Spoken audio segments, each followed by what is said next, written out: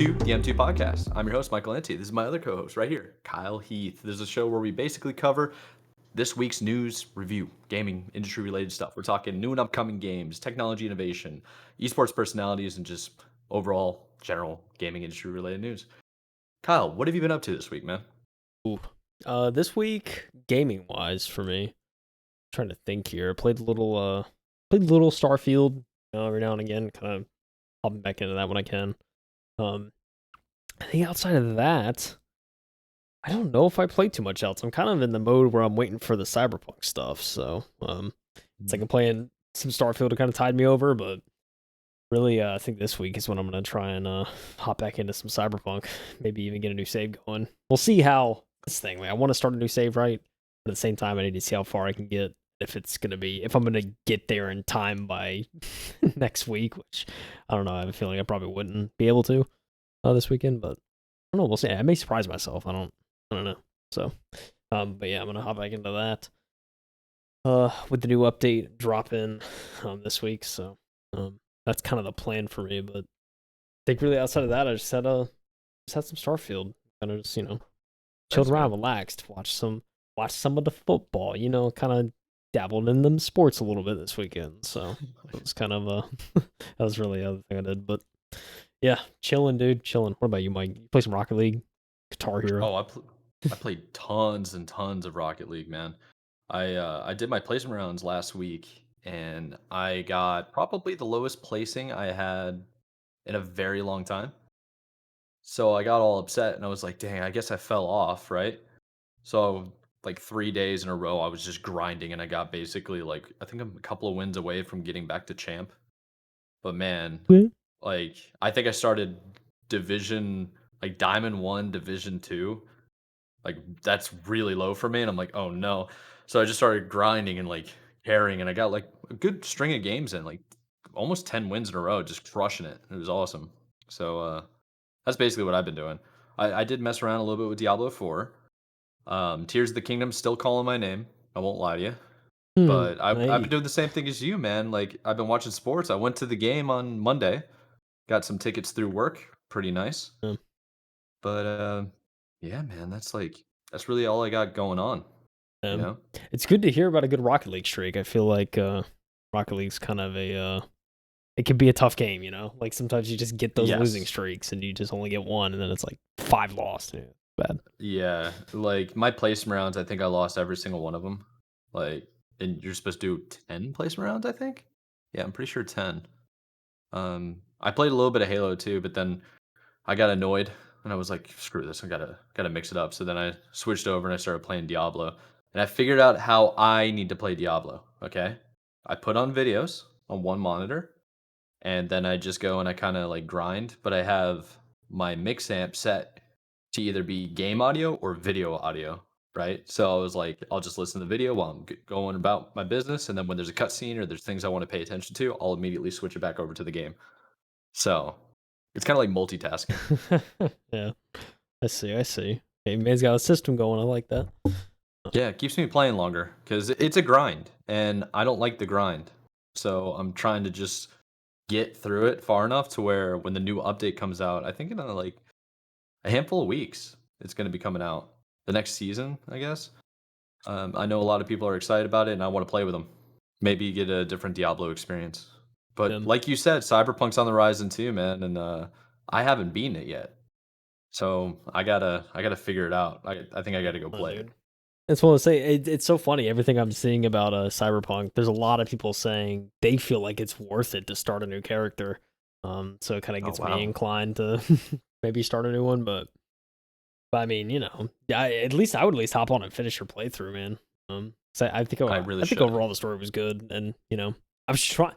I'm like, it's been almost 3 years. So I'm like trying to remember like what the ending was like. I just remember like I remember bits and like beats in the story that I really enjoyed though. So it's kind of a should be interesting. But that's part of the reason why I want to replay it because like I feel like a lot of it I maybe kind of like a first experience since it's been a few years. So I'm kind of hoping that. That's a good point. It's fairly linear for like an open world kind of game. Yeah. Like Yeah, it's very I'm clear which right. path you can take to keep the train moving. Yeah, and I think, for a lot of those games, I've, um, I can't speak to like Witcher, but I know for a lot of like the RPGs and stuff I played, there's always like that main quest line that you can follow. I mean, even with Starfield, there's that main line, that kind of that can guide you through the game. But if you want to do stuff outside of that, it's kind of there's ways to do that. But yeah, it should be interesting. I'm excited, to say the least. Yeah, yeah, and everything we're hearing about it sounds good. I mean, people don't know this, but we were looking at the reviews and the ratings, and like they're all positive reviews. Um, So comes out in a couple of days, less than a week.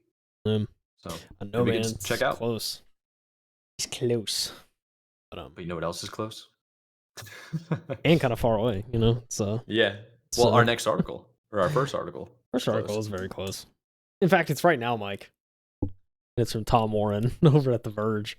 Um, if you don't keep track of gaming news, which don't blame you if you Just follow don't. Tom Warren I on mean, Twitter. yeah, that's step one, Honestly. right? Like follow him on Twitter, but also, there was a huge leak that came out of the Xbox camp that was unfortunate. Unfortunately, due to I think some file upload stuff and some kind of discrepancies with the courthouse to try and upload some confidential documents for the upcoming hearings for I guess the Activision Blizzard deal and whatnot. And yeah, unfortunately, there was a lot of very important internal info that ended up getting leaked out. There was a lot to comb through. We probably won't even get through all of it in the show, but it's There's so much. yeah. I mean, I recommend you go over to The Verge. I think The Verge has one of those like they have one of those long kind of articles where it goes through each point that's come out and stuff like that. So it's like a timeline kind of article. I'd recommend checking that out. But there's a couple of main points that we wanted to cover. And the biggest one being that Microsoft is creating a new diskless Xbox Series X design with a lift-to-weight controller. This is kind of the next. This is, I guess, we would presume kind of the midlife cycle release, right? Kind of the refresh, Yeah. the Series X. And it's got some interesting specs. Anyways, the FTC versus Microsoft documents revealed plans for a cylinder-shaped all-digital 2 terabyte Xbox Series X, plus a new two-tone controller, modular thumbsticks. Got some details to go through all this. There's a nice little image, kind of the header image discussing the refresh, but we'll discuss it as the article goes on. So Microsoft is planning to refresh its Series X console in 2024 with a all-new design and features. Codenamed Brooklin, the unannounced console refresh has been accidentally revealed in new FTC versus Microsoft documents this week. The new Xbox Series X design looks a lot more cylindrical than the existing console and will ship without a disk drive. Internal confidential Microsoft documents reveal it has 2 terabytes of storage, up from 1 terabyte, sorry. A USB-C front port with power delivery, and an all-new, more immersive controller. Yeah, this is, I guess, Cebial. I don't even know how to say. I didn't even look up how to pronounce it. I was going to say Cebile, but I don't know. Doesn't seem right. Cebial's right. Cebial. Say it like this. Anyway, this is the new Xbox controller. And it's it's an interesting design. I'll actually keep it in the lower thing here so everyone can see it. But the world's best controller now playing on a screen near you. So just initially looking at it, like I have to say, I feel like it could, at least for me, it could maybe fit better in my hands, and it could possibly feel like a Switch controller, like a Pro controller for the Switch. I don't know. I'd have to see it, I guess. I'd have to see like videos and stuff of it, but it almost seems like it's going for a kind of design like that, maybe a slightly kind of thinner, like grip design. Yeah, I feel like that's fair. I mean, Uh, it definitely reminds me of a Nintendo controller. yeah. There's a couple of points here. I don't think we extrapolated much details from, but one thing about this controller is it has a new proprietary technology, Xbox Wireless 2, which I'm assuming they would announce with the controller. It has direct to cloud capability, which I'm kind of curious as to like what that's gonna mean. Like if it's kind of like it connects like directly to the server and like you can control stuff on the server side. I wonder how that's gonna work. That's my assumption. I don't think it was, at least from what I saw initially, and I could be wrong. They could explain it later, but I didn't see any initial documentation on direct to cloud. That's kind of my assumption though, is they're trying to cut out the middleman there on the controller. It's got Bluetooth 5.2. It's got it says seamless pair and switch, new mobile app features, C paired devices, and cloud managed devices and accessories. It's got the biggest thing, I think. It has a rechargeable and swappable battery. That's kind of something That's kind of clutch. that some Xbox controllers I feel like have needed for a very long time. So that's one of the They had it for the standout features. 360, by the way. Yeah, Xbox they 360 wireless they controllers had that for a while. yeah, you could get. I remember you could get like battery packs and stuff for them. But like the default controllers, it was just AA batteries. Like you just flip two in, and it's kind of thing. But now obviously, I think it's kind of that's gonna be default now, not to allow batteries. But yeah, another thing too, it's made out of recycled materials, less resin. It's supposed to be repair friendly and allowed disassembly, which is good news, I think. Right to repair almost kind of thing there. But key selling point, and I don't know if they got inspiration from Sony, but we got modular thumbsticks on this thing, Mike. Yep. Well, baby. Yep. Improved longevity and continue build improvements. I'm curious to see how that system's going to work. It doesn't seem like, I'm assuming it's easily swappable, but just from like this initial image, it's kind of like, are you just able to pull that thing out? Like, so like a button somewhere you got to press? I'm curious to see how it's going to work. But it's nice to see removable thumbsticks. I feel like they should be kind of a norm. And, we've seen it so many times with the DualSense Edge, and then, like the e-swap thrustmasters and stuff that you were using for a while. PS5 Edge and Thrustmaster, and they're pretty much all going in the modular route now. Yeah, it's a good thing to see.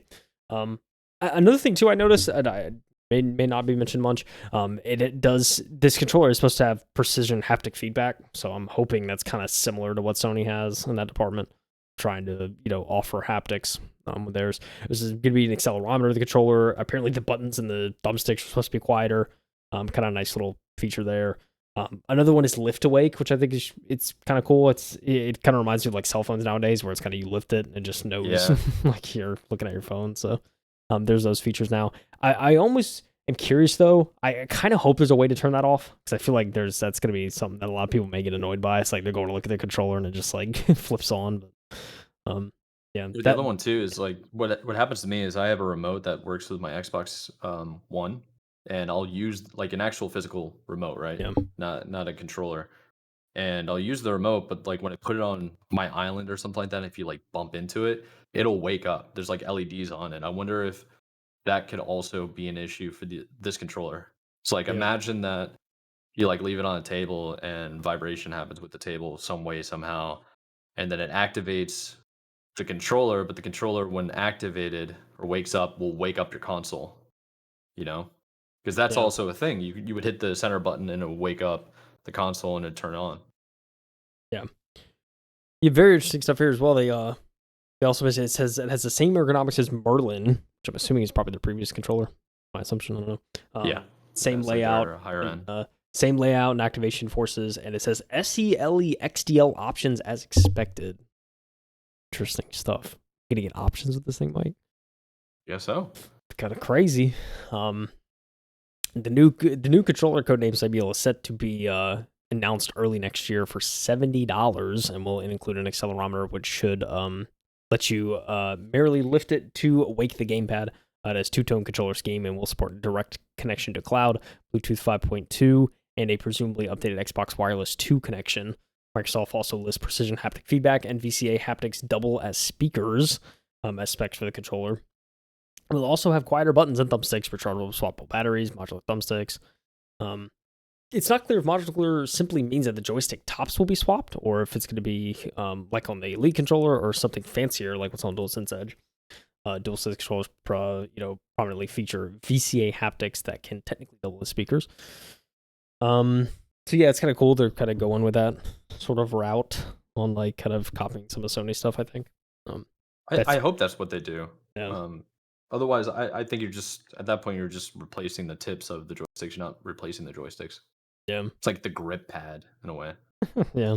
Which I look at that, it kind of like when I first saw it, I kind of feared it was probably just like, oh, lift the stick out and replace it with a concave or whatever. Yeah, Yeah, okay. that's probably what's gonna happen. I would imagine so. I mean, that's what they did for the Elite controllers. So, Yeah. Yeah, that's true. I mean, we'll see, I guess, but yeah, it's cool to see. I mean, there a lot of the, I mean, haptic feedback I hope is decent. Whatever else, I think that's definitely some stuff they could take from Sony's department, and I would be welcomed. It's kind of catching up. It's sort of like Xbox, like with hardware software. It's like they've been so focused on software, but now they can maybe finally catch up on some of the hardware stuff that's like behind. right. So it's always good to see that. Inside the new Xbox Series X design, Microsoft is also adding Wi-Fi 6E support, a Bluetooth 5.2 radio, and the company is shrinking its existing die to 6 nanometers for improved efficiency. The PSU power will be reduced by 15%, according to Microsoft's document. Microsoft is targeting the same $499 launch price as the Series X. There's a little timeline they include, kind of of how all this is gonna kind of pan out. Ideally expecting that June of next year, around there, maybe around the the A3 like Summer Games Fest cycles, kind of when the controller would launch, and then later that year you would get a 1 terabyte model, which this is called Elliewood, which I'm assuming is this kind of white console here. Let me get a 1 terabyte model of that launching at $299, and then later towards the holiday season, kind of around November, would be when the Brooklin launches with all these new features. And they kind of give some points too about kind of it's kind of some talking points here about each one. It's interesting. I think it's interesting they're going with the 60-day plus separation between launches. It says enables dialogue with different audiences, which I think is kind of interesting. It's like they're separating it, but I don't know. Like I feel like there may not be as much of a reason to. And it says another point is would add value, I guess, to each one. Which yeah, I guess so. It's kind of an interesting one. But yeah, so there's a couple points there about why they're launching that. I mean, altogether, this slideshow, which for some reason I can't even see it, but slideshow is there we go. Slideshow is set to be like, I mean, this thing is like 21 slides, something like that. It goes into a lot of detail, but yeah, it's some reason not loading. I don't know. I sifted through like the whole slide deck, kind of just went through everything. There's a lot to take away from it. So just continuing on with some of the article. Microsoft lists a roadmap for this new Series X console controller alongside a refreshed Series S and 1 terabyte of storage. Microsoft just launched a refreshed Series S in black, but there could be another refresh on the way in 2024 with Wi-Fi 6E support and Bluetooth 5.2. Will also include the new Xbox controller. Console customization via Microsoft's Xbox Design Lab program was also mentioned under a list of goals that the company wants to achieve by 2030. Though we should note that according to the leaked documents, it isn't fully funded. A new Elite controller is discussed in the same section, which would presumably include the same updates as the main controller refresh. Microsoft is tentatively planning to launch this Series S for next September, Series X for November. And again, that's all laid out kind of in this document. So they're just kind of loading in here. I mean, this they go into a lot of numbers and stuff here, kind of breakdowns. Their 2030 goals, I think it's interesting to kind of see kind of where they want to be. They want to end up at 100 million Game Pass members. Could you imagine that, Mike? Have that many Game Pass members. Kind of, in a way. Yeah. Like, because there's so many gamers now, it's like 2030. I mean, 7 years? I don't know what they're at now, though. Yeah, That's the I can't problem. remember. I wanted to say it was like 20 or 25. So it was a lot, I think, before the price raise. I don't know. So they're trying to, like, That's triple in less than 10 years? something like that. And they kind of talk. They break down. I love how they break down kind of the market share of everything. Like they want like 7 billion in hardware. It's almost 17 billion transactions in other. 7.8 billion in subscriptions. 2.6 billion mobile transactions. 1.4 billion in advertising. God, man, these budgets are insane. They're just scaled up so high. Yeah. I mean, obviously, I won't go through everything, but there's a lot of like kind of nuanced detail with each little thing. There was a couple of interesting. I wanted to go over. I'm gonna skip towards. Yeah, here's the Elliewood, kind of the refresh Series S.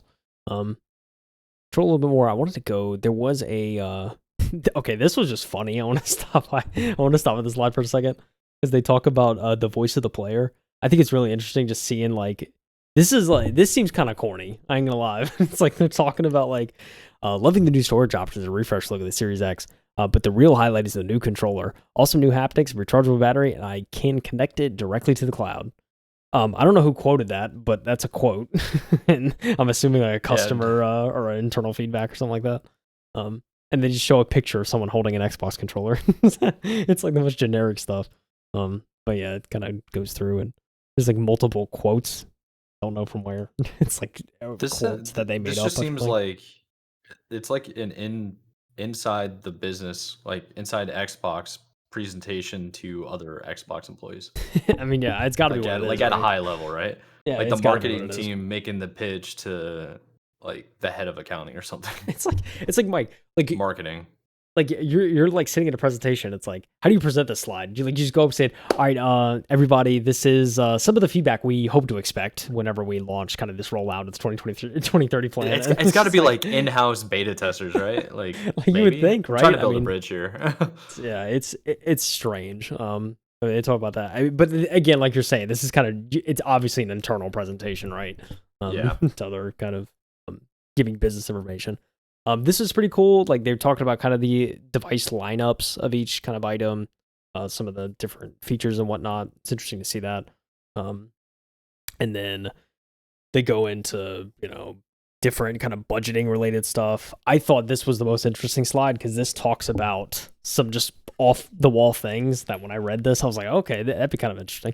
So they go through all of the projects that are funded right now in the Xbox division, all the projects that are not currently funded or resourced, and then kind of not in scope for first party, or kind of like this is like if we had time and we had, extra bandwidth, we could probably do it. It's really interesting. So they talk about the cloud console Keystone, which is I think was kind of hinted at in the past, right? Like they're working on some sort of cloud console. Mm-hmm. And that's obviously funded. So like, I mean, we're definitely going to get a cloud console, I think, at some point, right? That's kind of the idea. Gen 10 investments, the mid-gen consoles, which we just talked about. Wireless headset 1.5 COS Park View is the code name. Wireless headset on the way. Of course, the core controller. It says QCOM Dawn module. I think it's like I just think Qualcomm when I see QCOM, but I think that's probably not what it means. But I think it's funny to see that. And then Xbox Design Lab will have the SELE for mid-gen controllers and stuff like that, kind of expanding that. But you get into kind of the not funded. This is where it gets interesting. There's an Elite controller, a luxury controller, whatever that means. What is Xbox trying to? Didn't make it a gold controller, Mike? Is this thing gonna be iced out? Maybe diamonds. That'd be kind of cool. Go kind of like for the hard, Yeah, for like celebrities or whatever, because more and more like people are playing games. Makes sense. Dude, could you imagine if celebrities got their own controller? Could you imagine that? Oh, I'm surprised they haven't yet. Like, right? Why wouldn't you? Like, if I guess Xbox would have to have like proprietary rights over one of their games to make it make sense. Like Formula One, maybe if they had some type of deal with Formula One or like PGA, I could see that happening. That could be pretty sick. Yeah, it says customize console customization via Xbox Design Lab. That's kind of the kind of thing, and that'd be interesting to see. I think ability to kind of customize your console. I mean, we've seen that a little bit with like console skins they just recently announced, where it's like a wrap. You just like, and it's for your Series X. Yeah, you just kind of wrap it with this kind of thing. It's interesting. PC accessories. I'd be curious to see what kind of Xbox branded PC accessories would come out. I think that'd be kind of interesting. I thought one that was very odd to me, I think, was accessibility portfolio. And I don't know if they're trying to expand on their accessibility stuff, but like that's unfortunately not funded, which is something like I wish like you read that and you're kind of like, I wish I was funded, When they say accessibility portfolio and not like accessories, is that more games for accessibility? Yeah, that's a good point. Or is it like their controllers? Because they have a bunch of accessibility controllers and ways to play certain games. They don't have a whole lot of games. Yeah, that's a good point. Maybe like a higher emphasis on development accessibility or something. I don't know. Yeah, that's a really good point. I don't know. Yeah, I mean they also talk about their repairability and sustainability progress, which I think we're kind of seeing that a little bit with the new controllers, kind of given that Yeah, that's kind of ability. really good to see. Yeah, new cloud server Blade. They're trying to stand up a whole new server or something like that. Like, oh, I don't know. Be interesting to see. They definitely need a new server strictly for gaming. I'll tell you that right now. Audio portfolio expansion, which I'm assuming, probably in the realm of, headsets or whatnot. But yeah, and then one of my favorites, the not in scope for first party earbuds. Could you imagine some Microsoft earbuds? That's like what Sony's doing.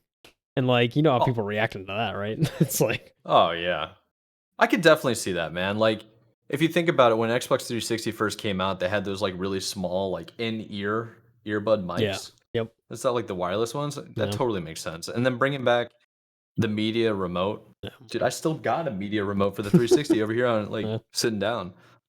Yeah. I think, I mean, for people that use their consoles for things other than gaming, which is a lot of people, right? I think a media remote makes sense. If you're like trying to use it as like a home, a living room station, right, or something like that, makes sense. So, yeah, mobile controller, which like I feel like a Backbone, right, or something like that, like it's partnered with them. Yeah, something like that, right? Yeah, like where a handheld could, well, not a handheld, but your phone or tablet or whatever, it can just hold it. That makes sense. Yeah, that'd be interesting. I don't know if I'll go for that. And then like a handheld, Xbox handheld. Do you like all the rumors and stuff over the years of like Xbox, like, what if they made a PSP, right? Like, or their version of like a PSP. Like, what would that have been like? That would be so sick. Yeah. That'd be so sick. I mean, they should team up with, if they were to do that, they should keep teaming up with Samsung. Samsung already has tablets. You can make controllers, just combine it.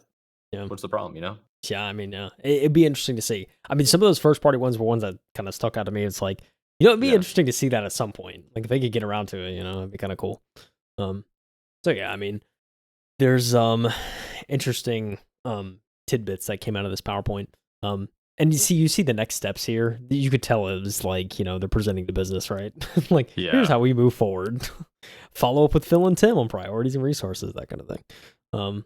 So yeah, it's interesting stuff. And then you get thank you. Many languages, Mike. Go. Your presentation. That's the most like Microsoft thing ever. And if you look at it, it kind of looks like the slides, at least the last one, is similar to an Xbox Series X on its side. Oh yeah, you're not wrong. Yeah. It is. You have the button and everything. Microsoft, the kings of branding, I guess. They're doing something right, I have to say, Mike. They are. Yeah. Something definitely. For sure. Oh, you can actually, if you go to one of the slides, you can actually see what they're referring to when they mean mobile controller. Or one-hand controller. A little bit further up, I think.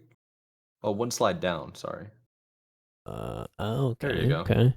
Oh, yeah. Yeah, and then you can see the cloud device. There's USB streaming through the cloud, looks like. Nice. Yeah, so high-end PC. Let's go. One-hand controller?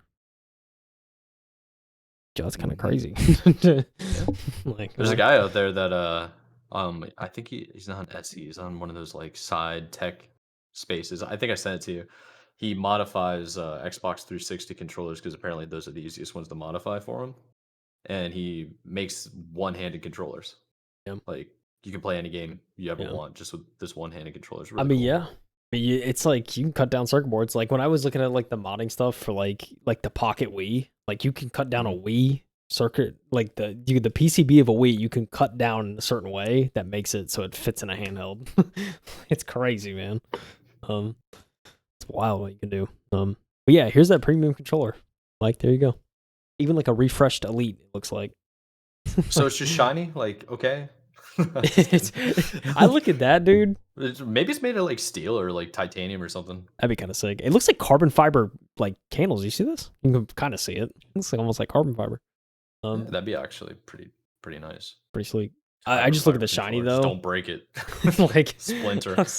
Dude, this is the thing though, Mike. I look at shiny plastic on any electronic device, bro. Smear it. It's fingerprinted, dude. You can't. That thing is just you hold it a certain way. It's just you're not wrong. Doesn't look as nice, That's a fact. Yeah, gaming keyboard and mouse. There you go. See some proprietary PC accessories there. Yeah. Yeah, thank you for pointing this out. I totally missed this. So yeah, that's kind of the how the accessories and stuff will look. Um, Mhm. yeah, they even talk about Game Pass subscriptions and how it's cloud first versus PC only, and consoles a major market share, and how they're gonna that. You know what's one thing that's definitely worth mentioning? Well, there's two things actually. First one is this is a leak, and Phil Spencer has come out and he actually said, um, "We're disappointed about the leak, but we're going to announce it when we're ready to announce it." So it's like all of this is still subject to change, right? Yeah, oh yeah, Or definitely. some of it might not even be true, but it kind of highly likely that it's all true. Yeah, But the other thing to mention that I don't want us to skip over is how this is going to be diskless. yeah, And that's gonna really stink for the people that collect games, like physical copies. I think Xbox and Microsoft have been going that route for a long time. Every time you get a disc, you download it to your game, and you have to put the disc in order to play it, right? And we've said how many times on this podcast, they're just trying to push cloud gaming in the end. They don't want anybody to have physical games anymore. yeah. So Which is also I'm kind of not. that could be kind of scary because it's like you have like the digital version of the game, right? But if you're just gonna push to cloud gaming entirely, I mean, like you technically don't even own a copy of the game at that point, right? Oh, Because you're just oh yeah, streaming it. Like you're that buying a streaming right. yeah, that's basically their goal. It's really unfortunate because now, like, this is the problem with Xbox. You can't play some of these games anymore unless you're connected to the server, which means that ever since the Xbox One came out, those games have to be connected to a server. So if you're not on the internet, you're not on something, you can't use them because they have to verify that that is a licensed game on their device. Now, there are ways to get around that, definitely, but for the average consumer, that's really it kind of sucks, man. Yeah, That's like one thing we got to really does. mention about Microsoft is like you buy the game, the physical copy, but then you download it to the hard drive, and now the console has to be online 24/7 in order for you to use it. Yeah, and It's the like disc is just what? a key. It's a little glorified Yeah, key. it's literally a key. Yeah, which what the hell? Yeah, What if you scratch it's your key? yeah. I mean, yeah, and that's the thing. It's like, I mean, that sucks, but it's like gone are the days of you have like a cart or you have like the little GameCube disc, and that's your whole game on there, and you don't have to worry about downloading anything. It's At long least gone, for but Xbox and PlayStation, dude. Nintendo has not abandoned that model yet. it's true. Yeah, So, they have not, we're okay and there. That's why you should always buy Nintendo games right yeah, there and collect them yeah, because for they real. only make them for like 2 years. Yeah. So, And also, I mean, another point, to play devil's advocate a little bit. I mean, the size of games are getting so big now, Mike. Like you're talking about the new Final Fantasy game is 2 discs on a PS5, like yeah, that's true. getting massive, and I feel like they're Yeah, just gonna get bigger, especially with higher textures and reses. Yeah, you're not wrong. You are not wrong. it's Well, crazy, but how do you feel about the leaks overall? I know we got another article coming up sure where do. we do mention another leak. Uh, but how do you feel about this one? Man, it's You excited about the new console? I mean, it's cool to see. I mean, personally, am I going to get a new Xbox? I mean, at this point, no, with PC and everything. Like, there's no Mhm. incentive for me to get new hardware. The cylinder design, very Apple-esque, like that Apple Yes, I Mac was. Pro Yeah. trash can design, like for lack of a Yep. better term.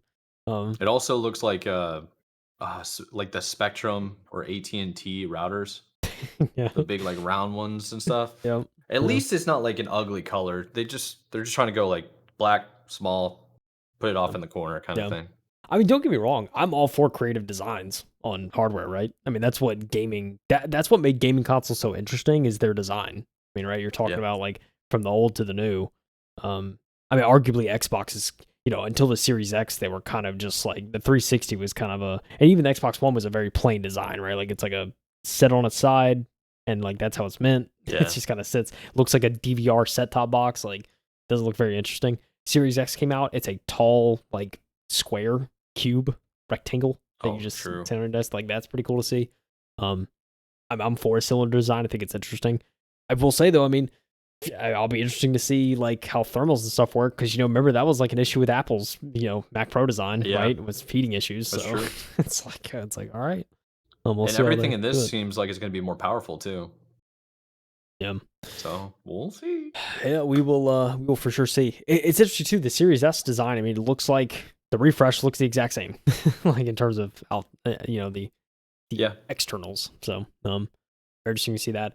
New controller is really cool to see. I like a refresh. I like the new features with that. Dude, I mean, this thing, Mike, we're not even done with the leaks, and we have more to cover later on this episode. But I mean, There's so many, dude. there is a lot that leaked. Like, this is bad because there's so much that leaked, and Phil Spencer pretty much saying like, I mean, yeah, those were our documents. Like, they're not fake. Like, yeah, it's like there was "Oh." so much of them. There's nothing you can really say or do. It's just Yeah. like, what are we gonna do? Deny like the entire front page of all gaming news? Yeah. You know, Well, I mean, it's like that might too. be the biggest leak ever in terms of Really, gaming. and like I think what really sucks too is the amount of emails and stuff that leaked, and it's like, yeah, I mean, it could show true colors for some people, but I think it's interesting to see. I mean, at least the ones I've seen from Phil up until this point have been like kind of like it's like like that's Phil Spencer, right? Like he's not he's not talking ish. He's not. It just if anything, it made Phil look good. I saw one tweet that was actually hilarious. It's like, so everything's blowing up, right? And all these things are getting leaked by Xbox, including his emails and his private conversations with his employees or colleagues and clients and stuff. And somebody took a screenshot of Phil Spencer on his Xbox P3 account or whatever, playing Starfield for the last 2 hours. It's like Xbox is blowing up, and he's just like, "I'm gonna go to my happy place." You know what I mean? So yeah, it's so funny. I think the craziest thing I saw of Phil Spencer was there was an email where he was discussing with like higher ups in business about like the PS5 like reveal, like the spec reveal they had, like whenever the pandemic kind of started. And like he was just kind of like the biggest thing was like he's like, yeah, I'm not stressed anymore and I'm not worried. Like I think we have the better console. Like I'm not at all worried. Like well, he said, yeah, he bought it too, right when it came out to give it a shot. Yeah, he's like I saw that and I'm not at all worried. I thought that was funny. That's like the closest he got to like trying to dunk on PlayStation or anything. So one of the wild ones that I saw too, man, is I think I saw one of the emails. He said that he would be willing to look into buying Nintendo. Yeah, saying that would be a smart acquisition. It's like, jeez. It's like this man just went out and bought Activision Blizzard, and he's like, I got Nintendo next, baby. We said Nintendo's he said too, never selling, bro. Yeah, I think he even said too, like for him, he feels like it would be a career move. Like if he went out and bought Nintendo, that would be like that's peak. That would be that's pinnacle, bro. Like you buy that, dude, you retire off of that. Yeah, it's like, all right, I've done it all. Like, it'd be insane, man. It's one of those things that I don't feel like will ever happen. But I mean, no, we didn't think Activision Blizzard was going to get. We can't say never, right? Yeah, it's just so otherworldly. I don't know. It's like I can't imagine it. It may sound weird, but I don't want Nintendo to be bought out by Microsoft or Sony. I hope they stick to their guns. You know what I mean? Like I'm kind of there too. Like Nintendo is not the perfect company. Let's get that out of there, right? Yeah. Like they got some skeletons in their closet for sure. But I just think what they got going on in terms of like couch gaming is unprecedented, man. Yeah. It's like they got my childhood by like a chokehold. I mean, yeah. Like I can't do anything about it. I mean, yeah, it's the ultimate party games, right? So I mean, it is. Yeah. Can't be. It's just that the Switch is goated, man. I don't care what anybody says about the graphics and what it looks like on Mortal Kombat 1 right now. Yeah, and all the Switch. It's awesome, dude. I mean, you've heard about like the Switch 2 leaks and stuff like that, talking about like, it's of a power same as like, PS4 and Xbox One and stuff like that. And it's just like, I mean, dude, it's still gonna do crazy. You know what I mean? Like, it's not really gonna matter. I don't know. I'm excited to hear about the Switch 2 though. I think it'll be interesting, kind of their next iteration. Yes, sir. Well, we talked about this story a little bit longer than I was expecting we would. So let's go ahead and move on to the next topic of discussion, which is kind of a quick one, don't you think? I mean, there's not really too much to say about it other than Titanfall's back. Yeah. Like, I didn't see that coming. So this article is from Push Square, which is a most obviously PlayStation-dominated news source.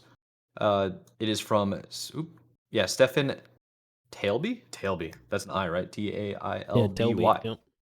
Yep. So the title of the article is "There's something weird going on with Titanfall 2 right now. Your rockets will blot out the sun. Block out the sun? Blot out. I mean, I guess it is blot out, but kind of the same. I guess so. Yeah. Man, this guy's an SAT genius over here. We just know math over here. That's it. That's all we know. Barely can speak words right now. So, if you haven't heard, well, we haven't thought about Titanfall 2 in a while. Respawn's beloved first person shooter came to PS4 in 2016. Dang, it was that long ago. And was met with the near unanimous praise for its brilliant campaign and entertaining multiplayer. Unfortunately, it never quite caught on, and the developer moved on to Apex Legends, a free to play shooter, albeit set in the same universe. While Respawn has largely left Titanfall 2 behind, some recent activity around the game has caused fans to sit up and take notice. But some people don't know this, but I think I even told you this before. So, Apex Legends was made by a couple of people at Respawn. Respawn didn't direct them to make Apex Legends. It was like a Yeah, side project, which is why it's so familiar to Titanfall. yeah. And then they just completed the game, and Respawn saw it. They had fun. They were like, "All right, let's launch it."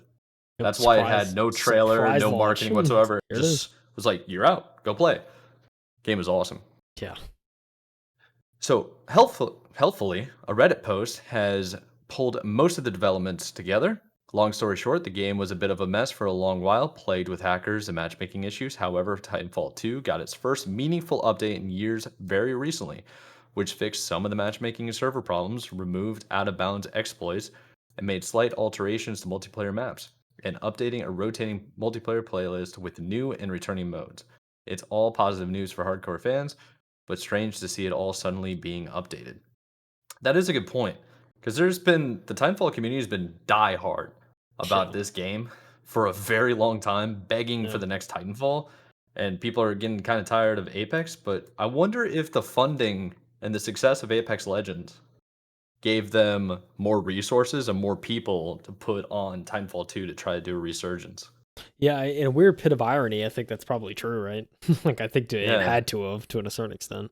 Um, yeah, I think overall, I've heard people talk about Titanfall 2 in the past, and especially kind of over the recent years, and like yeah. most people have nothing but good things to say. They're like, I really enjoyed this game. I thought it was good, and it's kind of sad that it doesn't really have a player base anymore, and it's not just up to standard anymore, and it's not getting updates, and but overall, people, I mean, Titanfall was a good series, and 2 was certainly no slouch. So it's good to see that Titanfall 2 is getting some love. Yeah. Yeah, I mean, it that's pretty much all you really gotta say about it. I'm the same way. I first played Titanfall 2 on my laptop, my old one, but because of the quality of the game and how it wasn't really optimized, and also my laptop just probably wasn't good, um, I had really bad, like, pixelation and graphic errors to the Yeah, point that, like, 3D models would render all throughout my screen if somebody had a certain character or a certain gun in their hand. So it was literally just unplayable. And then I would watch people stream and play, and yeah, the cheaters, hackers, overall networking issues just kind of killed the game, and everybody just moved on. yeah, So, yeah, for sure. yes, sir. So I'll continue on just a little bit more here. On top of that, some strange coded message have appeared at the bottom of some Apex Legends patch notes, and of course, they've all been decrypted. Each of the message refers to the release dates of Titanfall, Titanfall 2, and Apex Legends. Fans have also put together the Titanfall 2's 7th anniversary is on October 26th, while Apex Legends' latest season ends just a few days later on the 31st. Happy Halloween. Most recently, a new mode has appeared with the game itself named question mark question mark question mark with the description your rockets will blot out the sun. Oh, that's where that reference comes from then. There you go. So, with all the unusual activity, fans of the mech-based shooter are getting excited. What could it all mean? Dare we utter the phrase Titanfall 3 without the very last point about the question mark game mode? We'd be a little more trepidatious. Dude, this guy definitely SAT. But it does all seem to hint that something is going down. Where do you stand on this, Kyle? Where are you at? Listen, man, I mean, I'm excited to hear this game come back. I may even, dare I say, may I hop on this game at some point? You know, Hey man, it's got to be free to play right now, right? I want to say it is. It has to be. It's been out since 2016. Who's paying Uh, for a game from then? I mean, Besides anybody that wants to play Master Chief Collection for some reason, you don't have Game Pass. Still yeah. got to pay for that, but You know what's free to play? Apex Legends. that's a fact. Yeah, I gotta wonder though. Like I said earlier, is the success of Apex Legends the reason why Titanfall is coming back? Not because it's just like people miss the old movement and like an arena shooter or whatever, but because it made Respawn even more successful than they already were to Yeah, get resources on this. So literally. I mean, I feel like too, like people coming back and playing Titanfall 2. If you played a lot of Apex, the movement's probably extremely similar, so you'd probably oh, dominate for in this. sure. You know what I'm saying? Like, That's a fact. so yeah, Yeah, it's actually like blowing up though. I think I saw on Steam. Let me pull up the numbers just super quick and then we'll move on to the next one. Uh, but the Titanfall 2 player count for Steam was like crazy high. Yeah, so 5 minutes ago, 10,509. Ooh, man, people back on it. 24-hour peak, yeah, 1,700, 16.8. The all-time peak was 27,500. So, Dang, there you go. brother, they are coming back. This last 30 days, 22.7 thousand. Oh baby, So, it's back, dude. we back, It's back. back. It's You know, back. I think it's only gonna pop off the remainder of the month, when we get over to that Halloween period. yeah. Maybe we'll see what See, happens. see something pop off. I would say maybe Titanfall 3. I know Titanfall 2 fans probably love a Titanfall 3, so who knows, dude. Yeah, you know what'd be goaded is anybody that logs into Titanfall 2 right now automatically gets beta access to Titanfall 3, if that I'd is be even a kind thing. of 5 million brain, you know? Get 3 Yes, brains, sir. 1 head. Squish together. Well, yeah, we gotta go lock in that after the pod. Go download it and get on for a little bit. True, true. All right. I think it's time for the next article, Mike. Yes, sir. We're gonna talk Talking about about Epic Games, bro. Epic Games, yes, sir. So did you know, Mike, that you can apply for a refund from Epic Games Fortnite FTC settlement? Do you know this? Log on right now. I heard there was rumors. I knew that was in the case that they were like, yeah, we gotta sort this out. Too many V-Bucks getting over there. Yeah. So we'll talk about the details. So again, pull this from The Verge, Jay Peters. You can now apply to receive a refund from Fortnite maker Epic Games. $245 million settlement with the FTC. That's the reason why.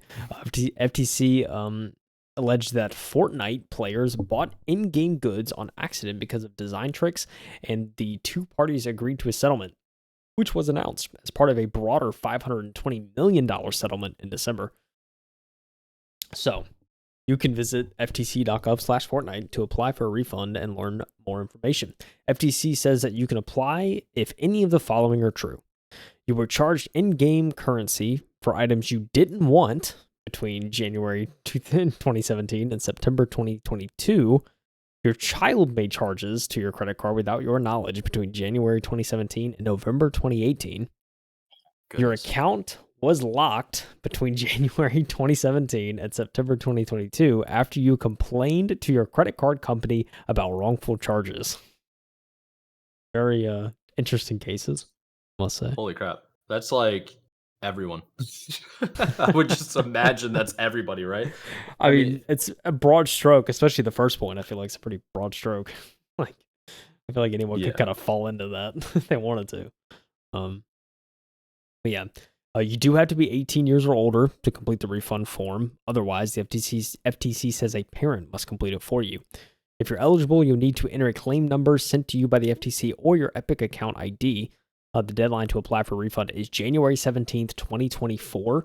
The amount of refunds will depend on several factors, including how many people file a claim. And FTC says it doesn't have a mailing date for payments just yet. You know, mid next year, late next year, you're probably getting your money, you know? Yeah, but how much? I mean, I felt like everybody played Fortnite at some point. I mean, for sure. You Yeah. know, this is definitely the honor system, though.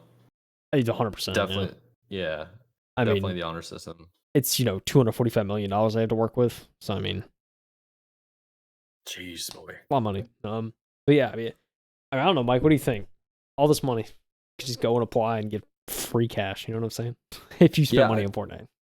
Yeah, I think it's good from the sense that like FTC is definitely trying to look after consumers, which is great because like the loot box system, the overall skin system in games, I'm not really a fan of. I think it was better when you can grind to unlock things. It's more rewarding, at least to me personally. Yeah. But we kind of got rid of the whole loot boxes. I think we had a big crackdown after Battlefront 2. So, yeah, in-game currency for items. Come on, man. That's a huge, like you said, a huge broad like stroke. Yeah. Especially this one. Your child made charges to your credit card without your knowledge.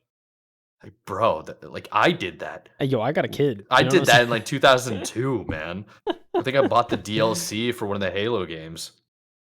Maybe it's 2004, probably 2004. But it was like, yeah, it's just I don't know, man. You gotta watch your kids, dude. I mean, that's, I Right? mean, yeah, this is the thing, Mike. You know, it's like FTC is like kind of righting these wrongs, but like, we could go to Yeah, the debate of parenting. You know, we don't have to, but it's kind of like a thing to a certain extent. You know, gotta watch what your kid's yeah. doing. It's hard to say what I want to say, but I'm gonna say it. Okay. Sometimes people are stupid and they need to be protected. Okay. Yeah, Like specifically with people that deal with gambling issues. I'm not saying they're stupid. That's like an addiction, right? yeah, But that's why loot boxes were so cracked down, right? And they like basically got rid of most of those as much as they could. In some countries you can't even buy loot boxes. yeah, So that's what makes sense. But it's like maybe the FTC is just trying to like, hey, watch your kids, man. yeah. Like Like, come on. every yeah, it's kind of crazy. At one point, how much was Epic Games making like a week? Like 100 mil Yeah, a week or something something like that. insane. Yeah, So that's what I mean. Like that's why I'm saying, yeah, you made in-game currency purchases between January 2017 and 2022, September. yeah. Like that's everybody that played the game, right? In its peak, Like by the way, in its peak. yeah, in its peak, yeah. So that'd be cool to follow though. Like just to see how the 240 mil gets distributed to the 240 million people that played the game. Uh, Yeah, I don't even know how many people played the game, but it felt like everybody. yeah. I mean, Um, literally. It's so funny though. I yeah. mean, you know, anyone can go on there and be like, "Yeah, I mean, I didn't want what I buy," or it's like, "I haven't played the game in 3 years. Do I still want that stuff?" And my Yeah. guess is no. Like, so I mean, I don't know. It's interesting. So I mean, yeah, I mean, it. You know, at the very least, I mean, if you don't want to get a refund, I haven't tried it yet, but I almost wonder if you could just go in and just like get to a certain point in it, and then just see if they tell you how much like you could possibly claim, kind of thing. Oh, Um, yeah.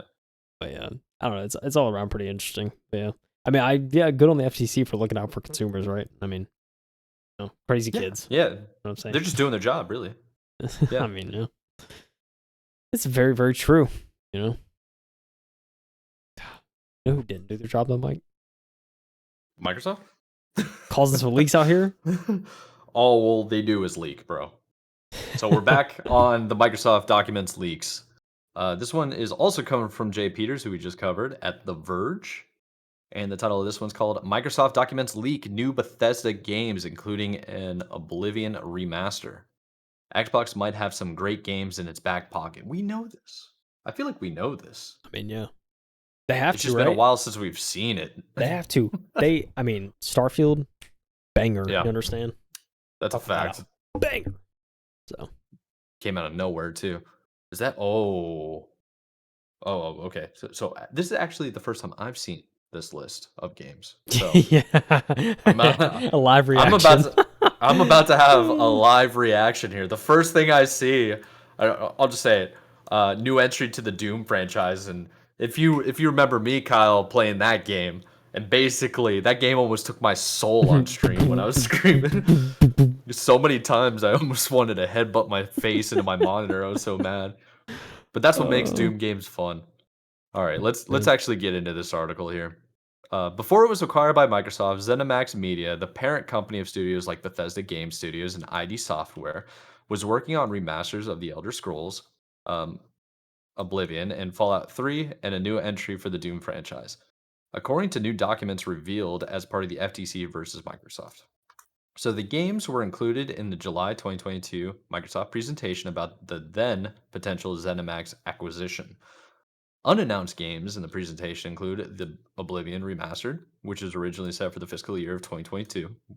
Basically come and gone Oh, now. well, see, so and also I think you said 2022, but it's 2020 is when this it was when kind of I think around the time this presentation was. So Oh, that's and true. Yeah. it's very Yeah, and just before you get into it, I mean, it's very clear that a lot of these goals were either shifted, are no longer a thing, or were probably like just obviously like with COVID, probably just didn't expect it to be a Yeah, I was slow gonna ask development. you. Yeah, I was gonna ask you. I was like, did something happen in 2020 that we don't know about? Like, why did everything get pushed back? I mean, yeah, You guys it's remember kind of that? crazy out here. That was cool. Uh, so then there was Doom Year Zero and DLC, which is fiscal year 2023, and then second set of DLC in 2024. The Fallout 3 remaster, which was supposed to be 2024, sequel to Ghostwire Tokyo. That felt like it just came out, didn't it? Literally, I think it was like last year. Crazy, man. That's supposed to come out next year. It's not. Dishonored 3? I never played Dishonored 2, but it's downloaded on my Xbox. I need to play it. Oh man. Been meaning to play it. It looks amazing. That's on 2024. It was supposed to. So there are also a number of titles for console or PC without specific names, including the Indiana Jones game, which I think you and I mentioned like 6 months, 6 months ago or so. Yeah, it Like was a while. I just mean, it was random. announced a while ago. Yeah, yeah. Project Kestrel, which I don't think we mentioned before. I don't think so. Um, yeah, that's a fiscal year 2023 and an expansion the following year. Project Platinum, do not know, Don't know. and a vaguely named licensed IP game. Can't love it. Starfield. So here, yeah, here's the slide basically that everything that we just talked about is what it goes through. Yeah. Um, so remember that these were estimates with more than 3 years ago, and before Microsoft completed its acquisition of ZeniMax in March 2021. So there's always the chance that some of these plans have changed dramatically or been scrapped entirely, but they may provide an early look at some of the games we can look forward to from Microsoft down the road. The same leak also revealed a disc-less Xbox Series X redesign. That's the one that we literally just covered, and the new Yeah. controller and an overall refresh of the Series S. So, is there anything on the slide that you would want to mention, Kyle, that you Oh, see? Mike, could you look this up for me? Because I can't remember. When I did got you, Doom buddy. Eternal come out? I think it was 2019 This is say, was because it before? it trying to it remember. was March 20th, 2020. Yeah, Oh, was it 2020 it came out? 2020. That's when I was streaming regularly because of the lockdown, That's and right. I felt Yeah. yeah that game nearly wanted to kill me. Well, hey, I'll say this. They hit that because that was estimated to be fiscal year 2020. Yeah, Elder Scrolls Online Greymore, Deathloop, which I think came out 2021, if I'm not mistaken. I think it was like later Ooh, I 2021. think so. Say Deathloop. Yeah, I think because I think it was 2021 yeah. September. Yeah, it was like kind of latter half 2021 because that was originally 2020. It looks like, Starfield 2021. Oof, 2 years later. Oof. Yeah. Oof. That got pushed multiple times though. Yeah, it did. It did. Redfall 2021. Oof, that was 2023, and oof, it did not do well. So Man, I was really hoping that game to be good. yeah, I know. Is that fixed yet? Do you know? I Surely, uh, surely they're working on it, I right? mean, yeah, they're patching it, I'm sure, but like the story and stuff kind of isn't there. So it's like, really, I think the only way to play it would be if it's fixed and you have 3 of your boys. That's all I'm saying. Like, it's the only way to get through that game. Bro, the last update to Redfall was June 12th, 2023. September 20th, Mike. You know what I'm saying? Dang, so that game's not ever gonna be good. Gotcha. Oh Uh, man. Ghostwire Tokyo. I think it was last year, right? 2022. I think it was. yeah, that game looked fantastic. Yeah. Yeah, I haven't played it, but yeah, that might be in there. Fallout Worlds, Fallout 76. I think that's like I feel like that's either I can't remember if that came out or not. An unnamed like 3 unnamed projects on top of that, like Yeah. also announced. Yeah, 3 planned titles. One, it's like it gets crazy. So Indiana Jones game 2022. Psych. I don't like. There's If it's 2022, that means like it's on the horizon. yeah. Right? I'm sure we'll hear Because- about it next year, right? I mean, I feel like we have to. Yeah. Yeah, Um, I mean, we definitely have to. And then the Oblivion, Elder Scrolls. I mean, some of these we've heard rumors of before in the past. Yeah. Yeah. Starfield DLC. That'll be 2024, but you know, I think it's still going to be on track, right? I mean, I'm assuming, with the release and everything. The timeline will be similar in terms of like when it comes out, relative to when it would have came out, kind of thing. Physical year 2023, Doom Year Zero, third entry in I mean, that game's got to be a banger, right? You have to assume, like, True. yeah. Project Platinum, we talked about that. But yeah, so fiscal year 2024. I'm telling you right now, Elder Scrolls 6 is 2027-8. I'm telling you right now. Like, maybe 6 if they're lucky. You know what I'm saying? Like, yeah, they basically yeah. re-leaked that and was like, yeah, we're nowhere near close enough for Elder Scrolls. Like, you guys need to like hamper your expectations because it says 2024. Nah, it's more like 2040. Yeah. Nah, yeah. I mean, at this rate, 2026, 27 is probably realistic for Elder Scrolls 6. 28 maybe. Yeah, licensed IP game. Now, I will say, a Fallout 3 remaster. I have a feeling that's probably, if it's gonna happen, it probably wouldn't be next year. If it's happening at all. Ghostwire Tokyo sequel, I'm sure will happen, but I have a feeling that's probably gonna be like a 25 thing. I don't know. But Dishonored 3. I mean, I would love to see like a Dishonored 3 and Fallout 3 remaster. I would love, dude. Like, let me tell you, if they had made a Fallout 3 remastered, it's game over. It's over. You know what I'm saying? It's locked in at that point. I'm playing that until my fingers fall off. You understand me? More than Starfield, all right? Thought you were gonna say something else. Let me mention a couple of things here, right? So Starfield, you see these revenue forecasts by title. So Starfield was revenue forecast to make 600 million, right? What does it say for the Elder Scrolls? Which one? $1 billion. The one at the very bottom. Oh yeah, wow. They're forecasting $1 billion. Wow, brother, my goodness. Man. It's important to know fiscal year ends on December 31st. So I guess it is a calendar year, right? It's like that, yes. Yeah. Dude, yeah. Dude, imagine all these games are already out right now. We'd be getting good. I'll say that. Like, I mean, they need to chill with all these games coming out, man. Because like, I already have a long list. I know. More and more games keep coming out, dude. I can't get to them. I find it increasingly hard to believe that they would still go forward with like a Fallout 3 remaster. Oblivion remaster would probably have more of an appeal, so I could see them trying to do that. Yeah. I mean, Fallout 3 remaster, as much as it gets my hopes up, I feel like that's just never gonna happen. Elder Scrolls 6, obviously. Indiana Jones game, that's probably at this point the one I'm most interested in. Like, at least what's coming up soon, I'm curious what they plan on doing with it. Yeah. Like, what era they're gonna set it in. I hope they stay consistent to the show and basically do Indiana Jones 1. But it'd be pretty sick, to say the least. But yeah, I mean, it's it's clear that a lot of these this forecast has drastically changed in just 2 years, or 3 years. But yeah, definitely an optimistic estimation. But hopefully, I'd say maybe push these back like 1 to 2 years, depending on the game. I think that's fair.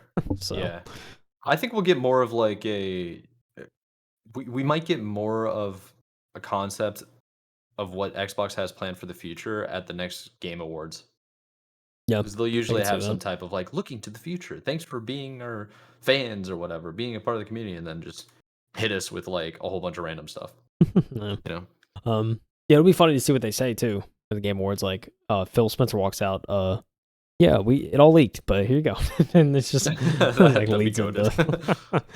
I'm curious to see how they handle it, but it seems like so far it's gonna just like, oh well, everything's out there. It'd be kind of sick. So like they bring out Harrison Ford dressed as Indiana Jones. I know he's like 85 years old now, but instead of doing like Indiana Jones references, you make him do the Star Wars reference. Like, so he's dressed up as Indiana Jones and he goes, "It's true, all of it," and then it just shows all the leaks. Then at the end it just goes into Indiana Jones. Yeah, God, that'd be so good. I don't crazy, know, I'm just brainstorming. Crazy stuff. you know, can't wait to see it, the amount of these that actually do come out. But it's one of those things now. If I were to see like a remaster of like Oblivion or something like that, I wouldn't be surprised. Now it's kind of just like, oh yeah, okay, they actually did. Yeah, they. I mean, I would still be like excited. Don't get me wrong, Oh because yeah. like I'd be like, oh okay, they actually did like go through with it and they are finishing it.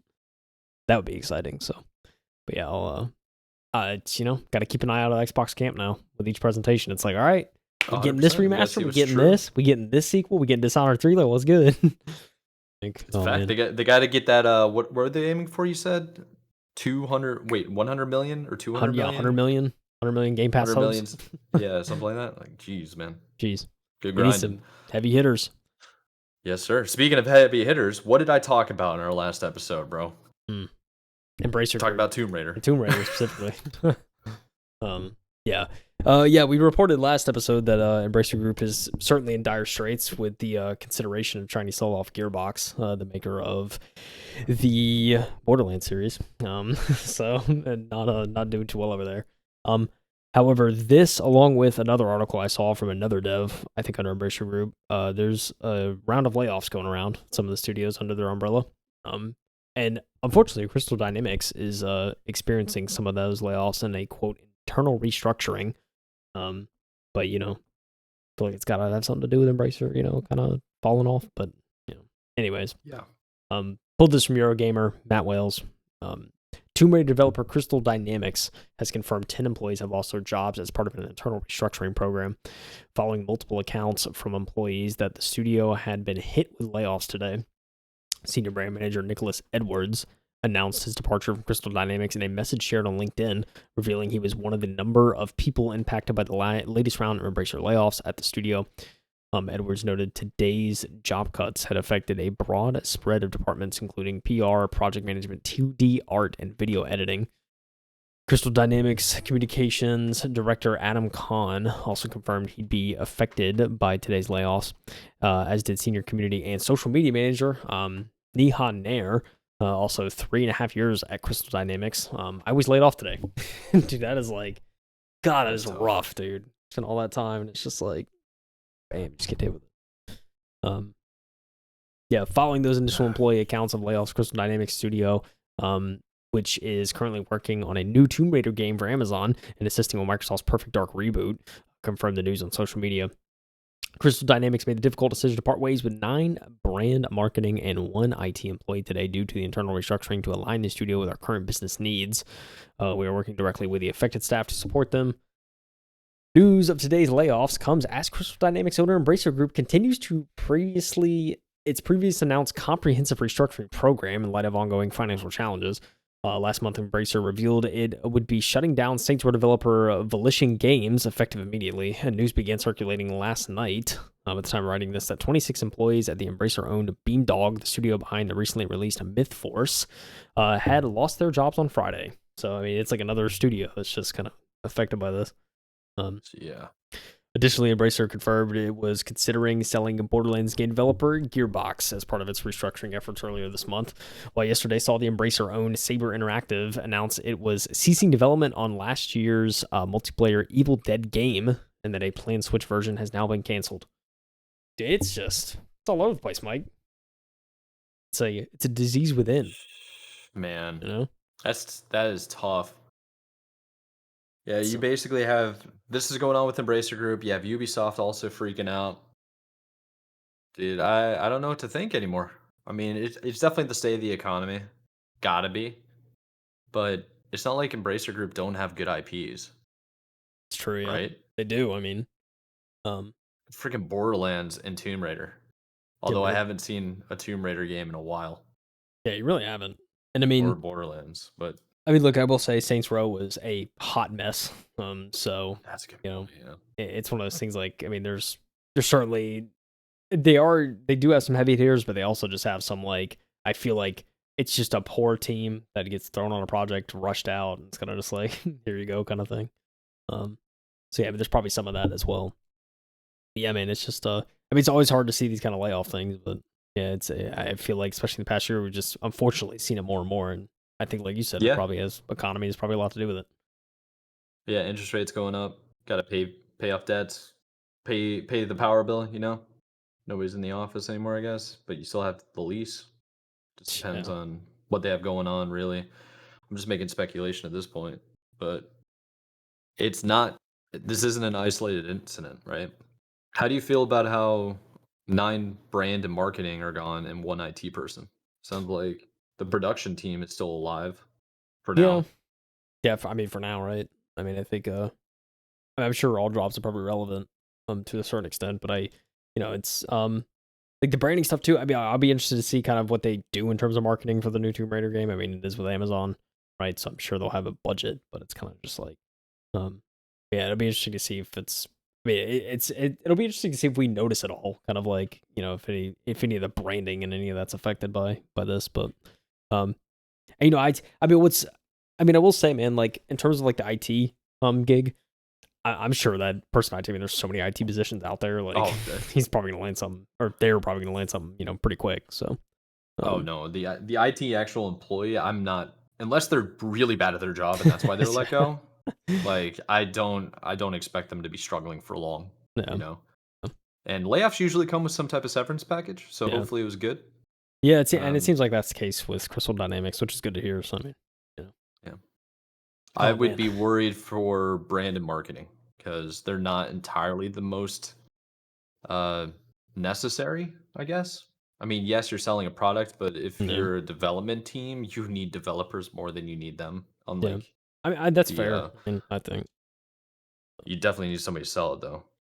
yeah, for sure. So Interesting to see, man. You just gotta sucks, man. Hate to hear this stuff.